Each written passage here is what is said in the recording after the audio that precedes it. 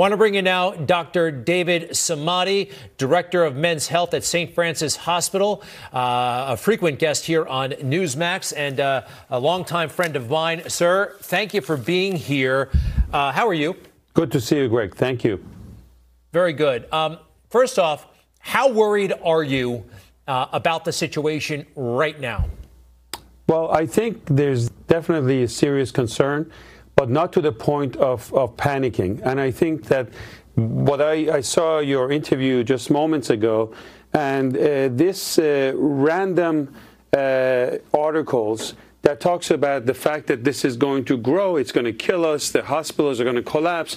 This is absolutely not going to be the case because we're thoughtful and we have a lot of great scientists and doctors, and our healthcare system is still equipped to some of the best ICUs and infectious disease. So this is really not the case. We're also learning from the mistakes that other people have made in China, in South Korea, in Iran, and other places, and we're wiser.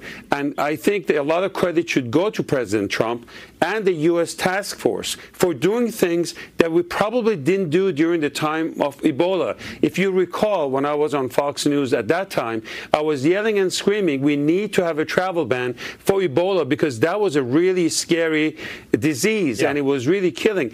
If you look at the statistic, Greg, before we start panicking, going crazy, in 2009, we had the epidemic of swine flu. We have about 60 million, listen to this, 60 million Americans that got affected by this disease. 12,000 people died.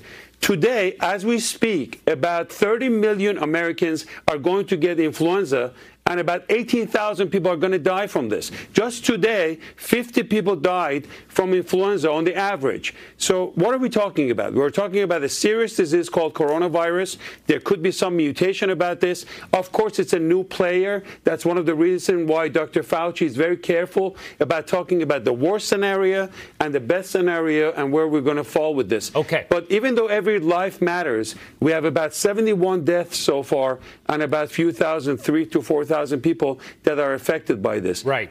My concern, and I think the concern, well, I picked it up from these officials, that soon, with just a slight increase in the mortality rate over typical influenza, our healthcare system could be overwhelmed. And I'm with you about that guy. I asked him, who are you to be saying all this stuff? Nevertheless, his comments went viral. As you know, 35 million. And I think it rated an audience. And he at least acknowledged, hey, we're not at the point of no return. This social distancing might work. Now, I do want to ask you about this because I've been skeptical about it from the get-go. How much has been emphasized about testing? That not having enough tests was somehow a huge failure of the Trump administration. Could you explain to us that not having a test, even if you had the coronavirus, from what I've been able to gather, is not actually necessarily a bad thing? In fact, you take a big risk and you inflict risk on others when you go outside, when you go to a hospital looking for a test, because the results, it doesn't really matter. There's no treatment for it. So the whole thing has been kind of a distraction. Am I wrong? Well, I think you're picking up on this, and you really sound like a physician, and I respect that.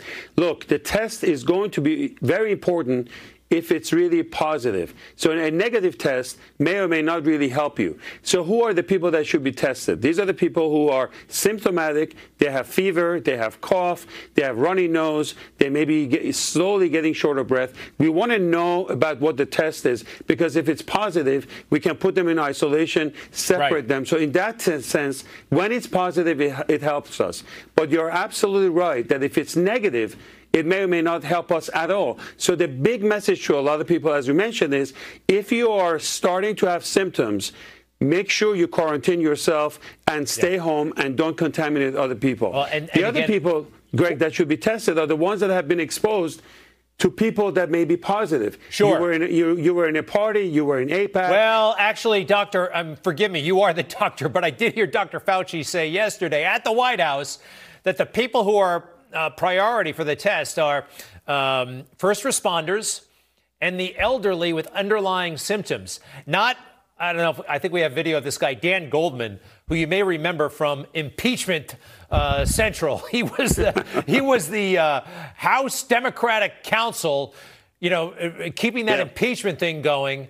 And then he made a spectacle out of himself over the past couple of days on Twitter, announcing how he couldn't get his COVID virus test.